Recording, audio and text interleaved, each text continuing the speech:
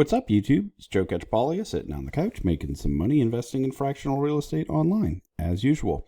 If you caught my video a couple of days ago about realbricks, I was just giving you an update on the dividend that I received on this one property that I own on there, the Garrison. I had mentioned it was unclear what was going on because it seemed like the property hadn't been built or hadn't been, finished, and there's no tenant in place. I did get a call from someone at realbricks, had a good conversation. They cleared up a decent number of the questions that I had. And then we had a discussion about a few different things that I'm going to share.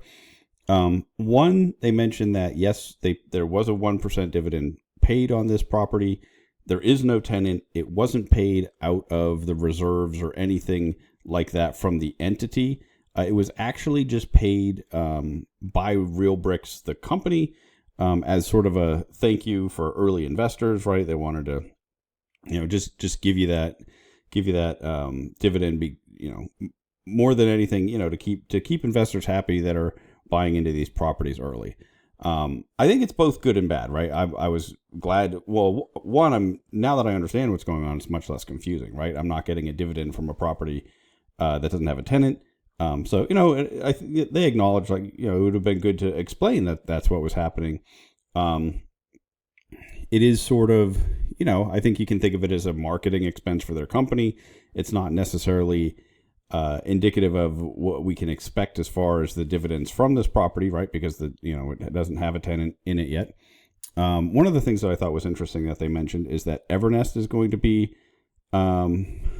managing this one. I believe, actually, I'm not 100% sure this is the one they were talking about, but that's one of the managers that they use. If you're an investor on Lofty, you probably have some experience working with Evernest. I know a lot of people, maybe that's not the best experience. Although, I've always said, I think that a lot of our problem with third-party managers on the Lofty platform comes more from Lofty's interaction with them than it does necessarily from the companies themselves, or maybe some combination, right? Like we get the worst service possible from third-party managers because of the way that communication happens. But anyway, I thought it was interesting to find out that is the company. They're a property manager that I've run into in real life and haven't had the same level of negative interaction that you've seen on some of the Lofty properties. So it'll be really interesting to see how they perform for realbricks, because realbricks is going to be the single point of contact for those property managers. It'll just be it's a much different situation, right? It's not where the DAOs, where like on Lofty, they're just sort of saying, okay, well, you're responsible to deal with a property manager, although that's not what was happening early on. So anyway, I think it'll be interesting to see how, if we get this same or similar poor service using a company through realbricks that we did on Lofty, or if it was more a symptom of the setup over there. So that'll be fun to find out. I wasn't the most excited to find out that's who the manager is, but I think that it is, like I said, they're a big national third-party property manager. I think if you properly manage your property managers, you can get pretty good service out of a lot of different companies. And they were they're a competitor of my day job's company here in San Antonio, and I feel like they do they're a reasonably good company. I don't have like a ton of horror stories from people moving to us from them like we do from some companies. So anyway, weird aside, but the other thing, Ike actually shared this in the Discord after I did that first video showing, okay, these are the dividends. This was the dividend update. And you can find this on realbricks page. I just hadn't seen this for the other properties because I only own Garrison. I didn't see these other ones ahead of time. So something interesting to note, the properties that they already had, they are paying out, these are the four that they were their initial purchases. I think, are these all? All in Omaha, Nebraska, I think. And so one of the things that he mentioned is, on the call, is that they've outperformed their projections on all of these One of the things I discussed in detail though with him is that we really need to get access to the numbers, right? How does that look, right? Where is it coming from? How is their fee structure interacting with the income and the rent, and why is it that they're able to pay it out? Because if you remember quite a while back when I did math on some of these, it seemed hard to believe that they'll reliably pay out the level of dividend that they're promising. And so I'm hoping in a future episode to maybe do a deep dive into some of the numbers and really be able to show you where this is coming from. I did learn a little bit more about what their history looks like, and so I thought I'd share that. So they bought these four properties initially in with private capital, basically, to then rent them out and launch them on the platform. Where now properties or at least this property, they're launching in partnership with the builder. So the builder who built this property is actually realbricks partner in selling this out. So it's a little bit different of a model. I think it's kind of interesting. One of the things I've talked about a lot with them is I worry they're going to be like another Arrived or another Arc 7 where their initial listings, I'm just not very excited about the types of deals that they find. Like, is that going to be a good deal that they find? But I think there's the potential if they have a good working relationship with builders, if they're able to get in and buy this, because one of the things with fractional real estate is I want this to be a deal that's, not just I could just go to this builder tomorrow, buy the same exact property for the same deal, because there's so much expense built into the model of fractional real estate, especially ones like realbricks where you have where you're creating registered securities. There's so much expense built into that you're just doing so much worse if compared to just buying that home in real life, if you're unless they're doing a really good job finding good deals, right? I mean, and that's one of the reasons I like Mogul a lot, and I've talked a lot about that, right? Where I think they're doing a good enough job finding deals that are not just mediocre deals. They're finding good deals, and again, did I already say this? Before I forget, please like and subscribe. In the description to this video, I have links set up to all the places where I'm currently investing in fractional real estate online. You want to do your own due diligence on all of those platforms and any of the properties that I talk about. Just because I think they're good deals and I like a certain platform doesn't mean it's the right platform for you to invest on. And it doesn't, might not even turn out well for me. But so that's one of the reasons why I've talked a lot about Mogul, though, is in my opinion, they're putting out superior deals, higher yields. And it's because that, they have the training and expertise to find those deals. And so I think the real challenge, but their model too is also a little bit less, there's a lot less cost because they're not doing registered securities, which is, I think a big expense. But so one of the things that I think a company like realbricks, who, is in my mind very similar to Arrived, needs to be able to do for me to be happy making investments on there is get deals that are, not just, okay, I could just go buy this off the shelf and this is a deal. That, they actually have to put the work in and bring to the market a superior deal or, a top 10% deal, like one that I'd have to work at in my marketplace to find. I think by partnering with builders, if they start to do some real volume, there's the potential to get that type of a deal. So that was something interesting that they had talked about that I hadn't, I didn't realize how this was being done differently, than the initial ones. The other thing that they mentioned too is, so again, they acknowledge that, they need to provide us more details regarding the finances, the P&Ls. But, at the moment, their focus is working on getting that secondary market up and running. And so I believe you mentioned that March is the time frame that we can expect that. So I think that'll be interesting, right? Because both Arrived and Arc 7, I wasn't super excited about their deals at IPO, but once their secondary market came around, there was the potential to, to get some discounts, and all of a sudden, I got some better deals than what I could find. Now, whether or not this is launched in that same way, it'll be interesting to see. I think, and I've also mentioned that that's one of the reasons that I've sort of slowed down on Mogul, is because I want to wait and see what does their secondary market look like. Do they just get sold off cheaply?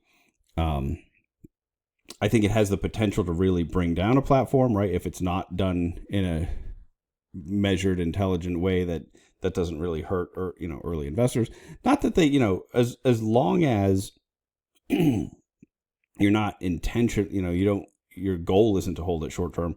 I don't think it's necessarily hurting you to have a really cheap token on the secondary market. Like on Lofty, like the people that bought into properties at $50, if that token's at 15, but the property is performing, and in the future they think they'll be able to sell it and it'll be worth more than that $50, well, then that's, they're not really harmed by having the ability to liquidate at a lower price.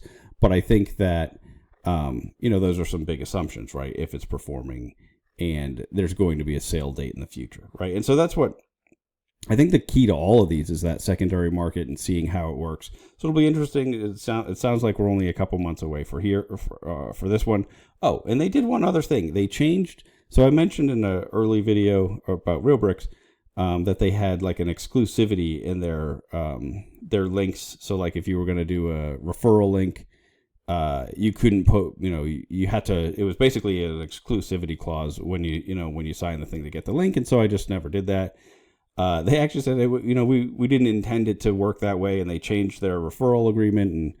And so that's something that now I do have a link set up. So if you want to use it, I think you get $50 for investing in. That's what I did. I invested $100. I got $50 in shares, and it is an affiliate link. If you did that, I think I get $50 in shares as well, something like that. I think in the same property that you invest in. I don't know. I should have read that more carefully. It's the same thing though with all the other links as well, right? Like you want to really make sure you understand the company, make sure you understand the property that you're buying. I did it because I'm trying to experiment with all these. I was very pleasantly surprised. It's the second person that I've talked to at realbricks. They really seem to earnestly want the feedback, and want to improve, and are just having some struggles as far as like rolling this stuff out, right? Like getting to the point where we really are just being given numbers in a way that would be useful for the analysis that we want to do, and all that sort of thing. So I don't know. I thought that was good that they heard about that. They made a change.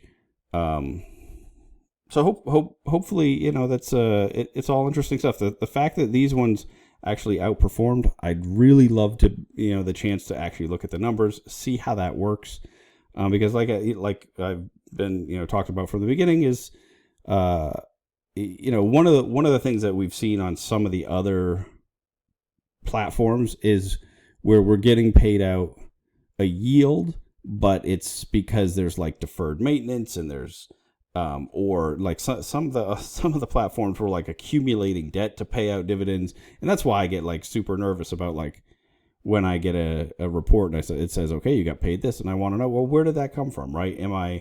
Did we just use our reserve to pay out a yield? Did we incur debt? And I don't think that's what's going on here. But until I get all those details, right, it's going to be something that I'm nervous about and want to keep asking questions. So anyway. I think that's all the corrections and new info that I had about this. Overall, it's, I don't think that my opinion is that much different than it was initially. Although I think the general attitude of, that they have now that I've talked to two people there, and I think both of them really, both acknowledge like, yeah, we really are very new, right? They launched last year publicly, and have a real desire to, get the feedback, understand what clients want. And so I don't know, I'm much more optimistic than I was. And, maybe, and, I am just very skeptical overall as a person, right? I'm always looking for the downside. And I think that's important when you're, hopefully you guys couldn't read that, but I think it's important when you're being an investor because, these things can go to zero. And if that happens, it's, getting 6% for 3 years and then losing all of your principal is a devastating, it's a terrible thing to happen. Right. And so that's why I always want to dig into all these deals. And we have just seen so many people already get hurt in the Landas and the realties and, lots of people on Lofty, right? Like losing money. And so I think I'm not just jumping in and buying anything else at the moment. Although I am going to take a harder look see if I can figure out how the numbers are working on some of the Omaha properties. Because if they're, if they have been operating and they're paying out more than they initially thought, which they had initially estimated 6 to 6.5%. And I think that he said maybe they're approaching 7, which, if that's a real number on a long-term rental on a property in a market that I think we're also going to get some appreciation, that starts to look good compared to some of the other options that we have today. And so, obviously I've got to do that homework and understand that, first, but, oh, look at that. Yeah. I think I already did that, get notified on there. But so we'll see if you're invested in any of these, any of the ones that did pay a different dividend. If you got any additional info beyond, what was provided here, I'm just really curious to hear about it. Right, like if you saw any sort of, okay, we know what the monthly rent is, but like what I'd love is, okay, what's the rent, what's the taxes, what's the insurance, what are we paying the manager, all those things. Did we have maintenance? All that stuff is like just what I want to be able to do that math and say, okay, it makes sense. And are we maintaining a reserve? I'm pretty sure that they raised one initially, but then, okay, is it getting depleted in order to pay this out? That all that sort of stuff is what I'm super curious about. I think I've now posed more questions than I gave you answers to, but I did just have that discussion, so I thought I'd give you a little bit of an update on some of the info that I had, which is all I'm ever really trying to do on here. That's really it. So until next time, I'm just going to keep making mistakes so that you don't have to.